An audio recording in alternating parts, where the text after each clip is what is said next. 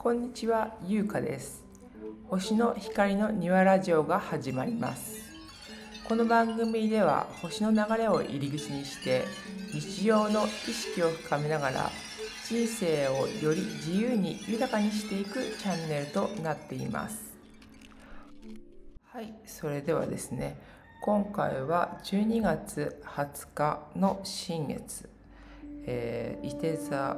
なんですけど、前回に引き続き今回もまたなんでこうなんだろうって思うようなまたすごい新月なんですけど、その10ハウス、日本って考えた場合はね、世界各地においてそのハウスの場所っていうのが違うので、多少ちょっとだけニュアンスがねいる場所によって変わってきてしまうんですけど、日本の場合っていうのは、10ハウスで起こります。10ハウスのいて座で起こって、ですごくMC に近い感じであるってことと、コンジャンクションではないけど、で28度っていうすごく最終段階で起こるんですよ。で、10ハウスに火星のヤギ座と、太陽、月、金星がいて座で10ハウスにあって、でこれは、だいぶ、今までの自分のやってきたことが出揃ってきたっていうか、すごく社会に出ていく準備がもうだいぶ整ってきていて、自分がもう何者なのか、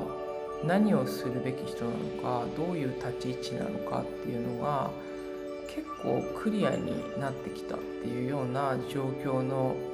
状態なんですね。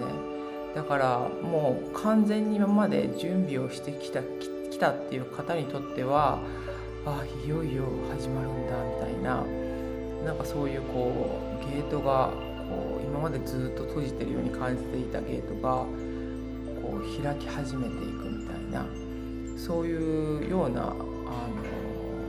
いて座の新月になっているんですけど、ただすごく面白いなって思ったのが、この1ハウスの魚座に土星と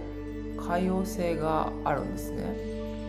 そしてその土星と海王星ってすごく女性性の器と関係していて、私夫がトルコ人なんですけど、トルコのアナトリアってすごくフェミニンな土地、女性性の土地、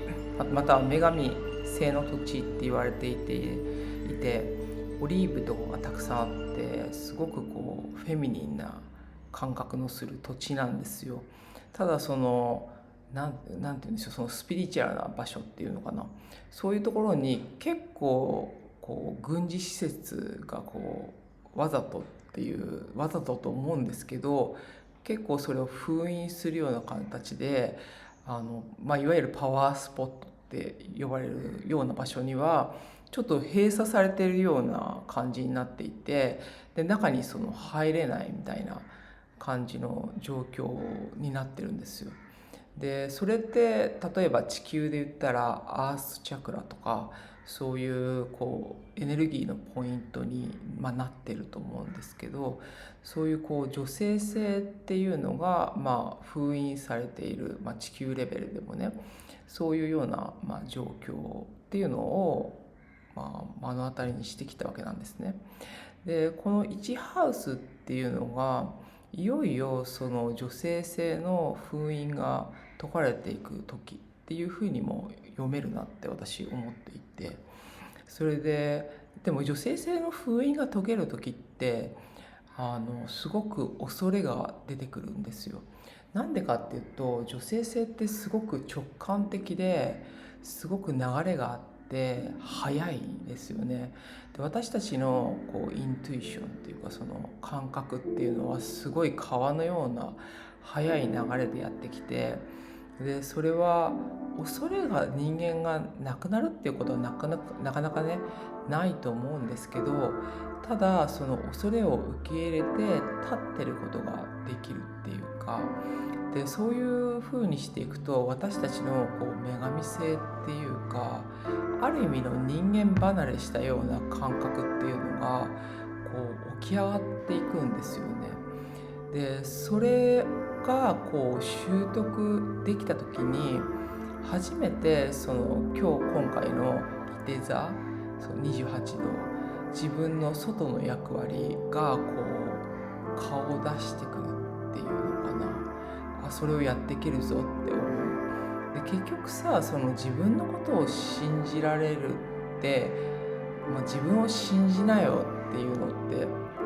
表面的には、簡単な言葉ですけど、でも実際はそのフェミニティっていうか女性性っていうのが起き上がってないと結構自分のことは信じられなかったり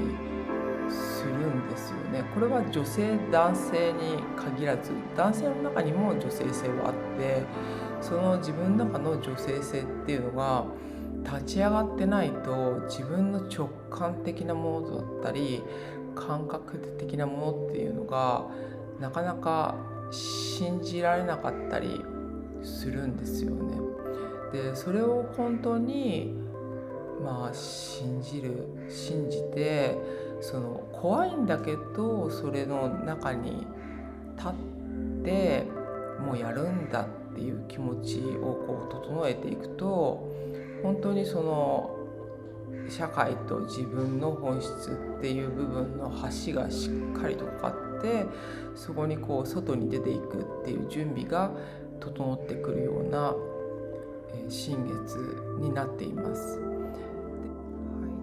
だからもう準備が整っている人にとっては自分の仕事や活動使命が形になり始めるっていうことですよね。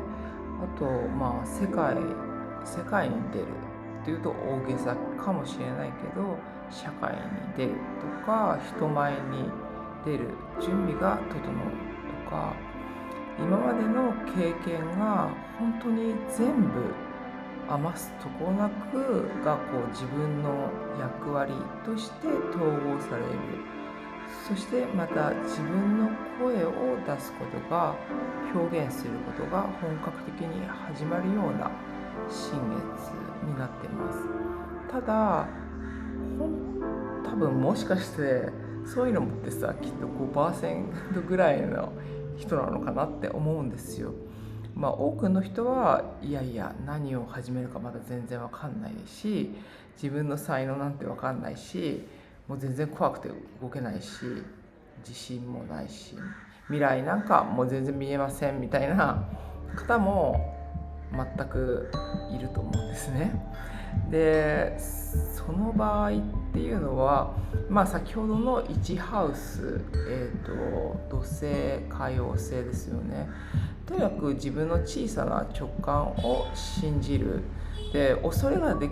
てきたとしても恐れからこう逃げないで、こうそれと一緒にいながらなんかこうパッて降ってきたもの、簡単なものでいいと思うんですよ。私とかちょっとこのお友達に電話っていうか連絡してみようとか、なんか本当にちっちゃいことは今日一緒にお茶行かないとか、そういうちっちゃいことをやるんですよね。もうそんなことでいいんですよ。本当にどっちの服が着たいとか、どっちの道を歩きたいとか、どっちの香りをこう身につけたいとか、何の音楽を聴きたいとか、なんかこう行ってみたい場所に行くとか、気になる本を読むとか、なんかこう行ってみたいワークショップに行ってみるとか、その惹かれる先生のところに会いに行ってみるとか、そういうちっちゃいことでいいと思うんですよ。もう全部を統合させて準備よく全部前に出すぞって感じじゃなくても全然よくて、でちっちゃいこうものから準備を始める。でさらにそのもう女性性とか直感も分かんないとかってなると、もう本当に深呼吸とかね、その呼吸ってすごい大事っていうかさ、その呼吸って絶対するじゃないですか。もう別にワークとかじゃなくても普通のレベルでもするから、だから普通に深呼吸をするとか、温かい飲み物を飲むとか、ちょっと体を大事にするとか、ちょっと瞑想を5分間だけするとか、